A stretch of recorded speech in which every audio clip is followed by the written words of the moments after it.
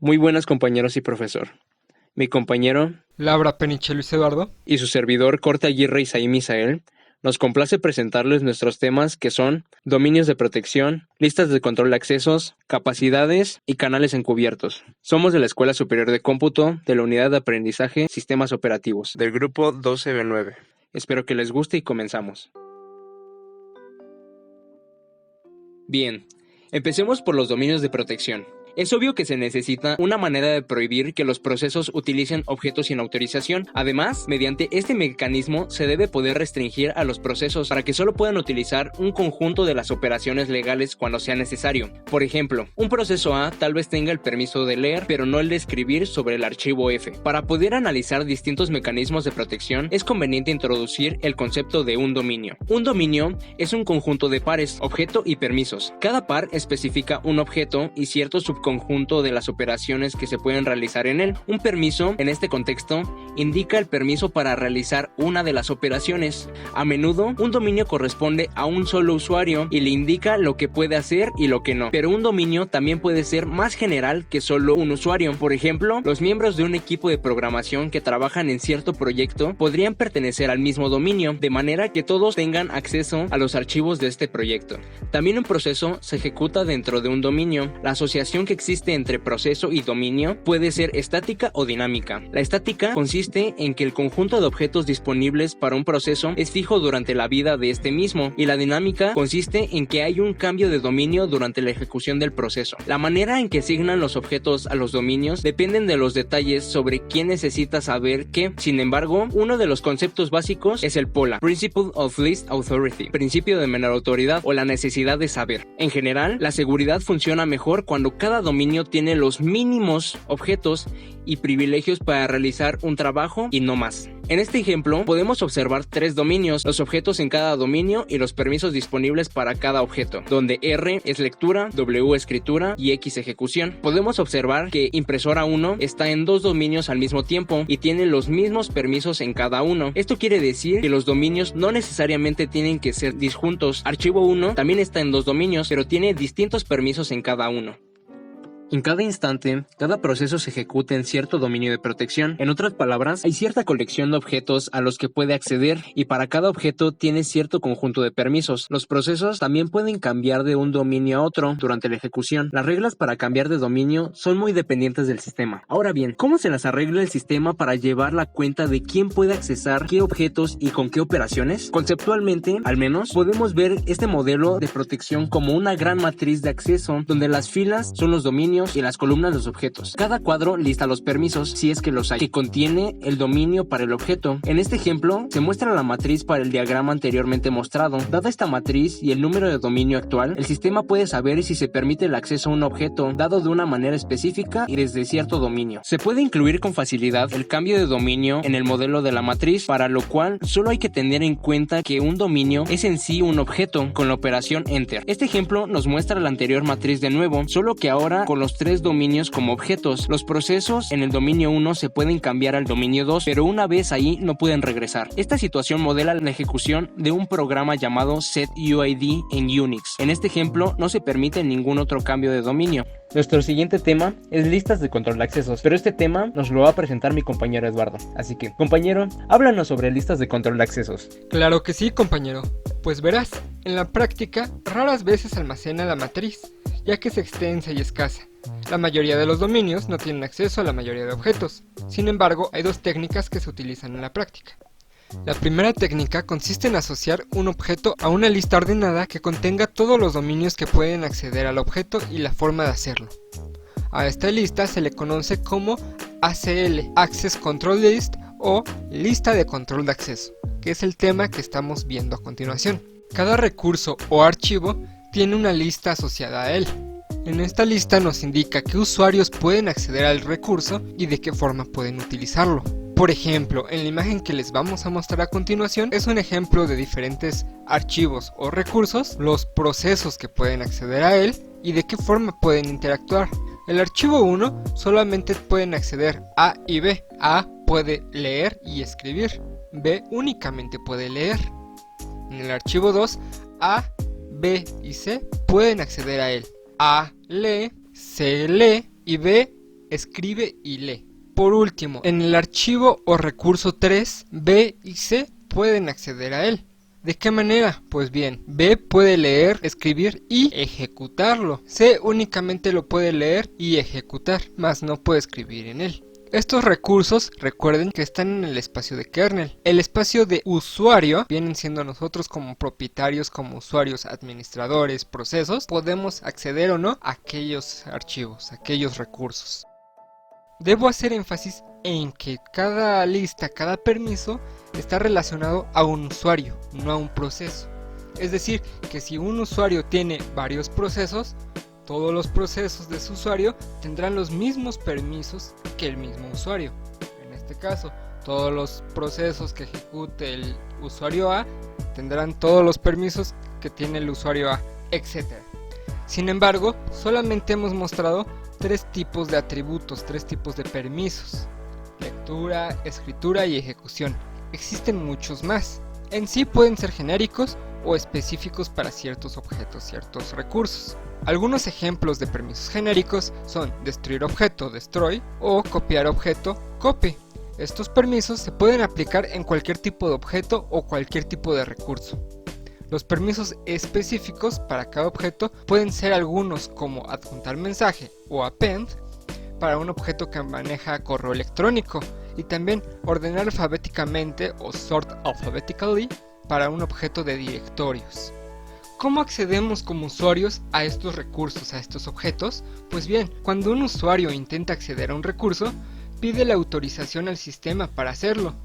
El sistema entonces va a la ACL del recurso y comprobará si el usuario está en ella. Entonces checa la SID del usuario, que es el ID de seguridad del usuario. Si aparece, después va a revisar los permisos que tiene. Otra cosa a tener en cuenta son los permisos heredados o herencia de permisos. Los permisos heredados son los que se propagan de un objeto primario a un objeto secundario. ¿Qué quiere decir esto? Si un recurso u objeto se crea, automáticamente la ACL del recurso padre se le va a copiar, se le va a asignar, si es que existe un recurso padre. Los permisos heredados facilitan la tarea de administrar los permisos y aseguran coherencia entre todos los objetos de un contenedor determinado. Pero, ¿a qué nos referimos con contenedor determinado? Pues bien, hasta ahora hemos hablado de listas en la ACL para usuarios individuales. Muchos sistemas integran el concepto de grupos de usuarios. Estos grupos tienen nombres y se pueden incluir en las listas de control de accesos. En ciertos sistemas, cada proceso tiene un ID de usuario y un ID de grupo. En dichos sistemas, una entrada de la lista contiene entradas de la siguiente forma: ID de usuario, ID de grupo, los permisos, ID de usuario, ID de grupo y los permisos. Bajo estas condiciones, cuando se hace una petición para acceder al objeto, ahora se va a realizar una comprobación mediante el ID de usuario y el de grupo. Puede ser que el usuario no esté presente en la lista de control directamente, sin embargo, su grupo esté presente. Todos los usuarios que pertenezcan a ese grupo van a poder tener acceso a los mismos recursos que están establecidos para el grupo. Para que esto se lleve a cabo y todos los usuarios de un grupo tengan esos permisos, la sintaxis de las entradas en la lista ordenada cambian. Ya no se pondría ID de usuario, ID de grupo. Únicamente se pondría la ID del grupo y los permisos que se le da a todos los miembros de ese grupo. Esto es muy útil porque a veces sucede que un usuario o un grupo tiene ciertos permisos con respecto a un archivo y después nosotros ya no queremos que tengan esos privilegios, ya no queremos que tengan el acceso. Así que con las listas de control de acceso es muy fácil, solamente lo editamos y listo. Sin embargo, si la lista de control de acceso se lee únicamente al abrir el archivo, pues los cambios de la lista de control van a verse reflejados hasta futuras llamadas al recurso, al objeto o al archivo, como quieran llamarle. Pues bien, como ya mencionamos, hay 2 técnicas para dividir la matriz. Una es por filas y otra es por columnas. La que acabamos de ver, listas de control de accesos, es por columnas, pero ¿y la otra técnica? ¿Cómo es la técnica por filas? Misael, cuéntanos más al respecto, por favor. Claro que sí, compañero.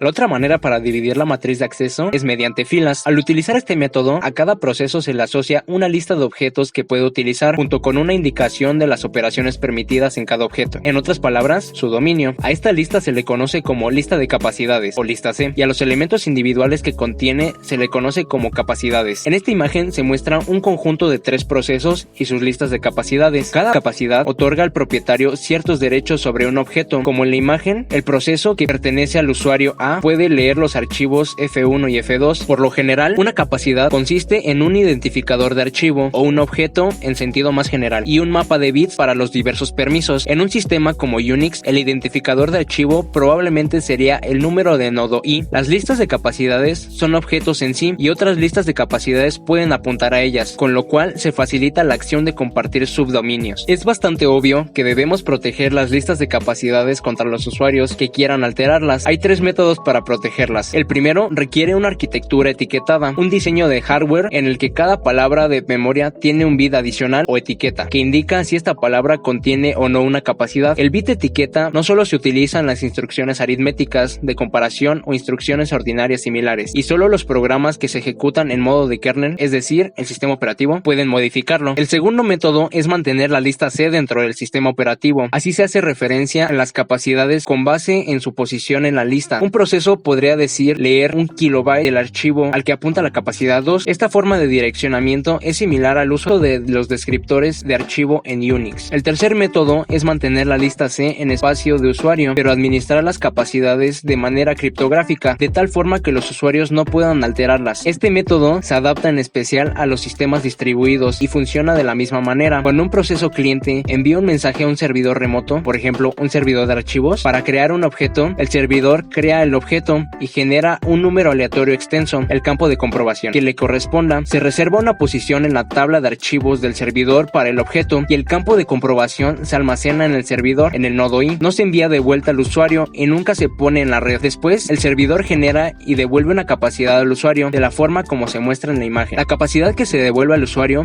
contiene el identificador del servidor, el número de objeto, el índice en las tablas del servidor, es decir, el número de nodo I, y los derechos, todo almacenado como un mapa de bits. Para un objeto recién creado, se encienden todos los bits de permisos, ya que el propietario puede hacer todo. El último campo consiste en la concatenación del objeto, los permisos y el campo de comprobación, los cuales se pasan a través de una función de una vía criptográficamente segura, denominada con la sigla F, del tipo que vimos antes. Cuando el usuario desea acceder al objeto, envía la capacidad al servidor como parte de la petición. Después, el servidor extrae el número del objeto para indexarlo en sus tablas y encontrar el objeto. Después, calcula la función objeto, permisos, comprobación, para lo cual toma los primeros 2 parámetros de la misma capacidad y el tercero de sus propias tablas. Si el resultado coincide con el cuarto campo de la capacidad, se respeta la petición. En caso contrario, se rechaza. Si el usuario trata de acceder al objeto de alguien más, no podrá fabricar el cuarto campo correctamente, ya que no conoce el campo de comprobación y la petición se rechaza. Un usuario puede pedir al servidor que produzca una capacidad más débil, por ejemplo, para acceso de solo lectura. Primero, el servidor verifica que la capacidad sea válida. De ser así, calcula la función objeto, nuevos permisos y comprobación. Genera una nueva capacidad y coloca su valor en el cuarto campo. Se vuelve a utilizar el valor original de comprobación debido a que las capacidades destacadas dependen de ello. Esta nueva capacidad se envía de vuelta al proceso que hizo la petición. Ahora, el usuario puede proporcionarla a un amigo con solo enviarla en un mensaje. Si un amigo enciende los bits de permiso que deben estar apagados, el servidor lo detectará cuando se utilice la capacidad, ya que el valor de F no corresponderá con el campo de los permisos falsos. Como el amigo no conoce el verdadero campo de comprobación, no puede fabricar una capacidad que corresponda con los bits de permisos falsos. Este esquema se desarrolló para el sistema Amoeba. Además de los derechos específicos dependientes del objeto, como lectura y ejecución, las capacidades que se protegen mediante el kernel y la criptografía, por lo general tienen permisos genéricos que se pueden aplicar a todos los objetos. Algunos ejemplos de permisos genéricos son capacidad de copia, que crea una nueva capacidad para el mismo objeto. Copiar objeto. Esta crea un objeto duplicado con una nueva capacidad. Eliminar capacidad. Esta elimina una entrada de la lista C. El objeto no se ve afectado. Destruir objeto. Este elimina un objeto y una capacidad de manera permanente. Hay un último comentario que vale la pena hacer sobre los sistemas de capacidades. Es muy difícil revocar el acceso a un objeto en la versión administrada por el kernel. Es difícil para el sistema encontrar todas las capacidades destacadas para cualquier objeto y quitárselas, ya que pueden almacenar en lista C por todo el disco. Un método es hacer que cada capacidad apunte a un objeto individual indirecto, en vez de que apunte al mismo objeto. Al hacer que el objeto indirecto apunte al objeto real, el sistema siempre puede interrumpir esta conexión, con lo cual se invalidan las capacidades. En resumen, las listas de control de acceso, ACL, y las capacidades tienen propiedades que se complementan en cierta forma. Las capacidades son eficientes debido a que, si un proceso dice abrir el archivo al que apunta la capacidad 3, no se necesita comprobación. Con las ACLs, tal vez se requiere una búsqueda potencialmente extensa en la ACL. Si no se aceptan los grupos, entonces, para otorgar a todos el permiso de lectura para un archivo, se requiere enumerar a todos los usuarios en la ACL. Las capacidades también permiten encapsular un proceso con facilidad, mientras que las ACLs no. Por otro lado, las ACLs permiten la revocación selectiva de los permisos y las capacidades no. Por último, si se elimina un objeto, pero no se dejan las capacidades, o si se eliminan las capacidades, pero se deja el objeto, surgen problemas. Las ACLs no sufren con este problema.